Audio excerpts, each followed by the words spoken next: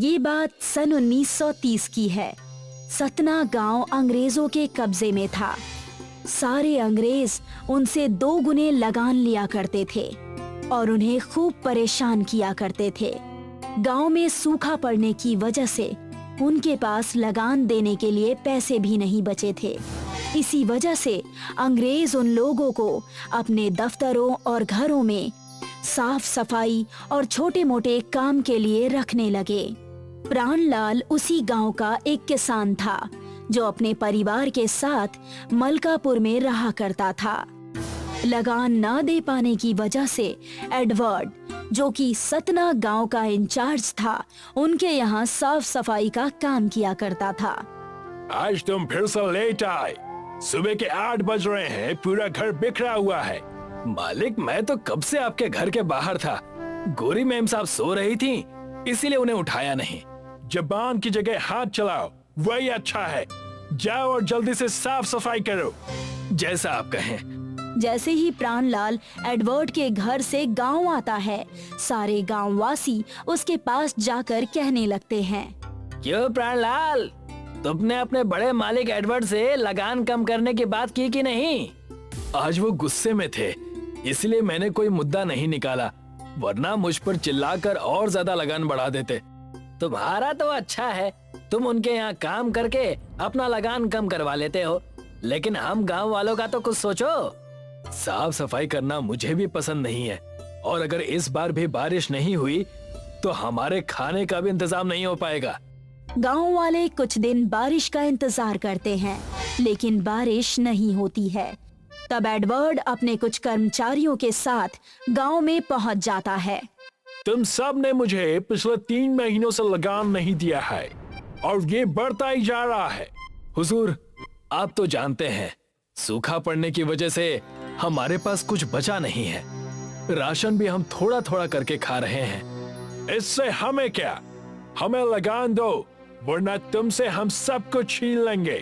तुम्हारा घर, जमीन सब, और अंग्रेजी हुकूमत को सौंप देंगे। अगर आपने ऐसा किया तो हम कहाँ जाएंगे, क्या खाएंगे? इस गांव के अलावा हमारा कुछ भी नहीं है। कृपया करके हम पर रहम खाएं। इनके घरों से सारा कीमती सामान ले लो। सिर्फ कुछ ही दिनों के खाने का राशन पूरे गांव के पास बचता है और राशन की समस्या लेकर सारे गांव वाले सोच विचार करने लगते हैं। इन कुछ दिनों के राशन से हमारा कुछ नहीं होने वाला। हमारे पास कोई दूसरी तरकीब भी तो नहीं है। बस एक रास्ता है, हमें चल के हमारे पितृदेव को मनाना होगा, तब जाकर कुछ उपाय निकलेगा। उसके अलावा कोई और तरकीब नहीं है। सारे गांव वाले उदास चेहरे और दया की भीख मांगते हुए पितृ देवता के मंदिर के पास चले जाते हैं। हे नाथ, हमारी रक्षा करना। जरूर हमारे पूर्वजों ने कुछ तो अच्छे काम किए होंगे। गांव के बूढ़े बच्चे सब भूखे हैं, कृपा करें देवता, कृपा करें। उन सब की प्रार्थना सुनकर वहाँ पर उनकी कुल देवी प्रकट हो जाती है। चिंता मत करो, इस मंदिर की मिट्टी ले जाओ और उस मिट्टी का विशाल चूल्हा बनाकर उसमें खाना बनाओ। वो चूल्हा पानी से जलेगा और याद रहे, शुरुआत कुछ मीठे से करना। जो भी तुम उसमें बनाओगे पूरे गांव वालों के लिए भरपेट होगा। इतना कहकर कुलदेवी अदृश्य हो जाती है। सारे गांव वाले खुश होकर मंदिर की मिट्टी से एक बड़ा और विशाल चूल्हा बनाकर तैयार कर देते हैं। वो तो अच्छा हुआ, इस बार मेरे खेतों में थोड़े से गाजर उग गए थे। इस चूल्हे में सबसे पहले गाजर का हलवा बनेगा। उनके इतना कहते ही सारे गांव के लोग गाजर का हलवा बनाने की तैयारी करने लगे। चूल्हा पानी से जलाने के लिए पानी भी तो नहीं है। मेरे घर एक हांडा पानी रखा है, मैं उसे लेकर आता हूँ। प्राणलाल विशाल चूल्हे में सीढ़ी से चढ़कर सारी सामग्री चूल्हे में डाल देता है। जैसे ही गांव वाले चूल्हे में पानी डालते हैं, चूल्हा जलकर तैयार हो जाता है। कमाल हो गया, हम सबकी प्रार्थना काम आई। ऐसा लग रहा है हमारे पुराने दिन वापस आ गए। सबने बड़े चाव से गाजर का हलवा खाया कई दिनों बाद ऐसा लग रहा है कि भर पेट खाना खाया है। बस किसी तरह बरसात हो जाए। जब खाने और पहनने की सुविधा हो गई है तो अब किस बात की चिंता। उन अंग्रेजों को इस चूल्हे के बारे में अगर पता चला तो सब चौपट हो जाएगा।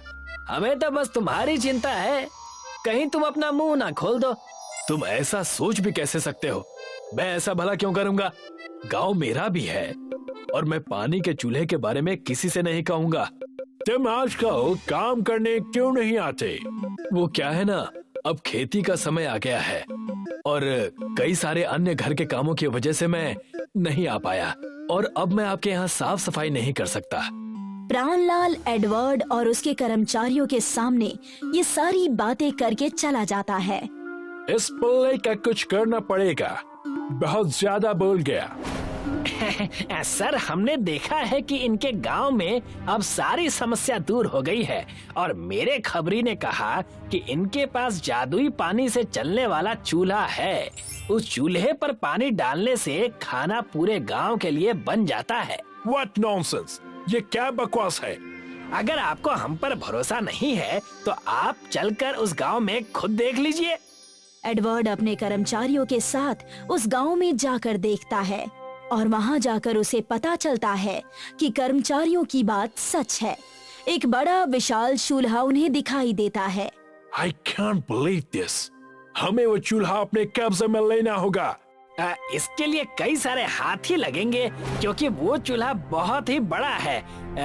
उसे इंसान लेकर नहीं जा सकते। दूसरे ही दिन जाओ जाकर उस विशाल चूल्हे को लेकर आओ। एडवर्ड और उसके कर्मचारी गांव के किसी भी इंसान की बात नहीं सुनते। एडवर्ड और उसके कर्मचारी वहां पर कई सारे हाथी लेकर विशाल पानी से जलने वाले चूल्हे को लेकर चले जाते हैं। चूल्हे के बदले कुछ और ले लीजिए, वरना हमारा क्या होगा? हम कहाँ जाएंगे? और उसे अपने घर लेकर चले जाते हैं। अब हम क्या करेंगे? कई दिनों बाद गांव में खुशियां आई थी, इन अंग्रेजों से ये भी देखा नहीं गया। सब कुछ कुल देवता के हाथ में है। चलो मंदिर चलकर फिर से दया की भीख मांगते हैं। तुरंत ही देवी वहां प्रकट हो जाती हैं। ऐसा छल कपट हमारे साथ कब तक चलेगा? ये अंग्रेज हम पर कब तक जुल्म करेंगे? कृपा करें देवी। तुम सबकी सारी समस्या उन कपटी लोगों को भुगतना ही होगा। दूसरी तरफ सारे अंग्रेज खुश थे।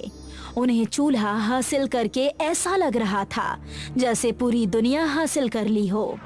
ये हुई न बात, चलो चलकर चूल्हा जलाते हैं। जी, इसमें हम आपके पसंद का पनीर मसाला बना रहे हैं। इंडियन खाने की बात ही कुछ और है। कर्मचारी जैसे ही सीढ़ी से चढ़कर चूल्हे में पनीर डालता है, एडवर्ड और बाकी सब खुश हो जाते हैं। पानी डाल दो।